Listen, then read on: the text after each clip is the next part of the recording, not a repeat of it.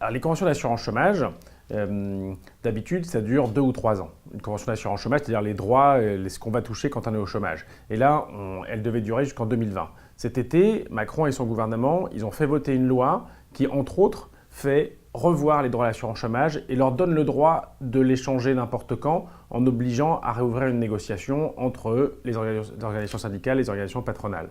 Et donc, ils nous ont fait une lettre de cadrage qui exige 3,9 milliards d'économies sur le dos des chômeurs, c'est-à-dire minimum 3,5% de baisse au 1er juillet, mais comme ça cible certaines catégories, notamment les intérimaires, les assistantes maternelles, des gens qui sont ce qu'on appelle les travailleurs en activité réduite, travailleurs précaires, eh bien ça pourrait être 100 balles de moins, 200 € de moins sur les allocations par mois pour des gens qui gagnent déjà entre les salaires et un peu d'assurance chômage quand ils en ont, 1 200 € en moyenne. Donc pour nous, c'est un scandale si les droits baissent au 1er juillet. Et ils ont l'air d'être décidés à continuer. Et le patronat, le MEDEF et ses acolytes, non seulement sont d'accord pour essayer d'appliquer ces économies, mais ils ont même trouvé encore pire. 1,9 milliard par an quand le gouvernement réclame 1,3 milliard. Nous, on a déchiré la lettre de cadrage dès le début des négociations le 9 novembre pour dire qu'on ne voulait pas perdre 1 € sur les droits des chômeurs.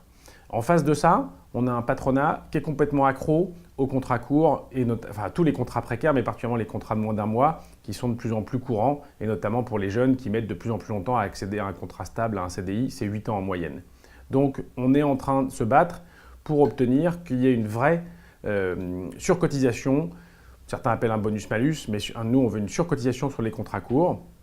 Et pour l'instant, le patronat n'en veut pas. Et donc, ça va être l'objet, notamment la négociation du 22 janvier, qui est absolument cruciale et sur lequel on va mettre le paquet. La dernière séance de négociation a montré qu'il y avait toujours une opposition frontale entre les positions du patronat qui refuse de voir taxer ou augmenter les cotisations sur les contrats courts, donc pour faire reculer la précarité, et les organisations syndicales.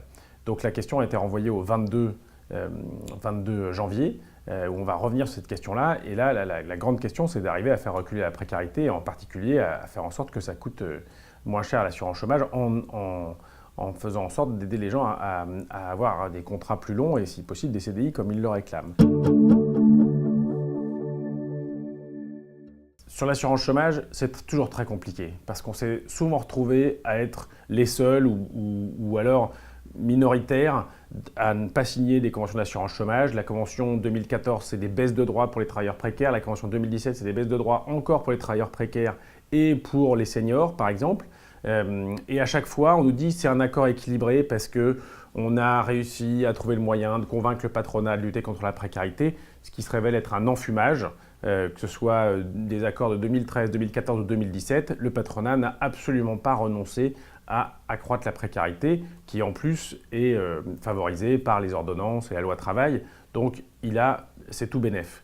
Là, j'espère bien qu'on va réussir à convaincre les autres organisations syndicales de ne pas se faire enfumer une fois de plus, parce qu'eux-mêmes reconnaissent, tout en claironnant en 2017 c'est un bon accord, reconnaissent qu'il n'y a eu aucun effet aux mesures de lutte contre la précarité, notamment les négociations dans les branches, rien du tout.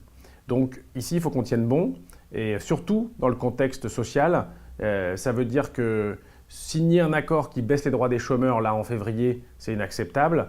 Que le gouvernement le fasse passer lui-même s'il n'y a pas d'accord, c'est tout aussi inacceptable. Et la bataille, elle continue jusqu'au 1er juillet pour empêcher ces baisses de droits.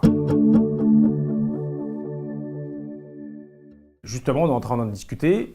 Il y a déjà les intermittents du spectacle qui sont très mobilisés parce que par voie de conséquence, il y a des demandes d'économie sur le dos des artistes et techniciens intermittents du spectacle. Du côté des comités de chômeurs, il y a différentes actions qui se mettent en place. On est en train d'y réfléchir, mais je pense que le 22, ça pourrait être une journée d'action.